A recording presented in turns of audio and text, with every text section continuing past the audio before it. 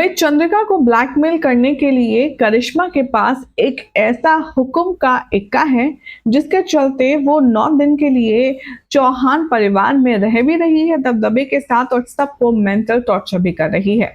आते ही करिश्मा ने दे दी है चंद्रिका को वार्निंग, ये 9 दिन अब देखना मैं क्या क्या हर रोज नया तमाशा करती हूँ और 9वें दिन तुम सबको लात मार कर इस घर से बाहर फेंकवा दूंगी। यही वर्ड्स होने वाले हैं करिश्मा के टीवी सीरियल वसुधा में। आखिर क्यों, क्या, कैसे हो रहा है यहाँ पर पूरा स्यापा, चलिए आपको बताते हैं। सबसे पहले चैनल को सब्सक्राइब कर लीजिए, नोटिफिकेशन बेल दबाएं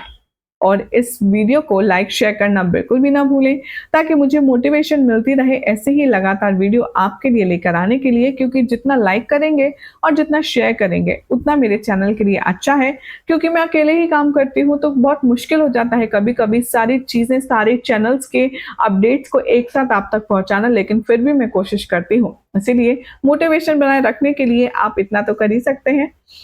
आगे बढ़ते हैं, वसुधा के आने वाले ट्रैक की बात करते हैं। सोर्सेस की माने तो अब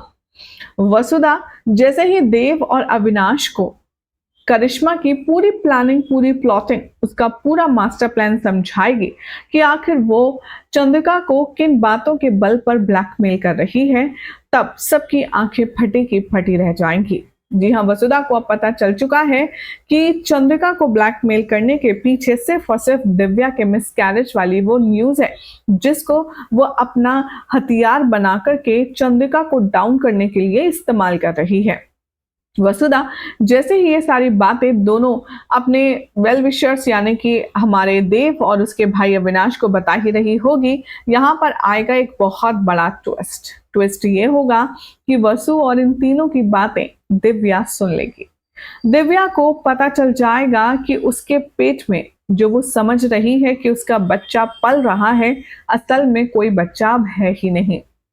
दिव्या का हो चुका है मिसकैरेज और मिसकैरेज में उसने अपने बच्चे को खो दिया है और इसी बात को दिव्या को बताया नहीं गया है ताकि उसे सदमा ना लगे। म्यूचुअली कंसर्न से यहाँ पर सब ने ये डिसाइड किया था कि हम दिव्या को ये बात धीरे धीरे बताएंगे क्योंकि उसकी सिचुएशन, हेल्थ मेडिकल सिचुएशन उसकी ठीक नहीं थी। और अब ये इस तरह से दिव्या के सामने सच आया है कि वो इस सच को प्रोसेस, इस सच को डाइजेस्ट नहीं कर पा रही है कि वो अब मां नहीं रही, उसका बच्चा अब नहीं रहा, उसका मिसकैरेज हो गया है।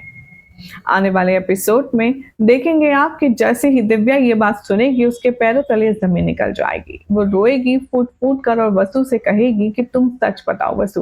तुम झूठ बोल रही हो ना, तुम मजाक कर रही हो ना, मेरा बच्चा सही सलामत है, मैं अपने बच्चे को फील कर सकती हूँ, तुम कैसे कह सकती हो कि मेरा बच्चा अब नहीं रहा। यहाँ पर बहुत ज्यादा समझाने की कोशिश दिव्या को की जाती है, लेकिन दिव्या का ट्रॉमा इतना बड़ा है कि वो समझने से भी नहीं समझती।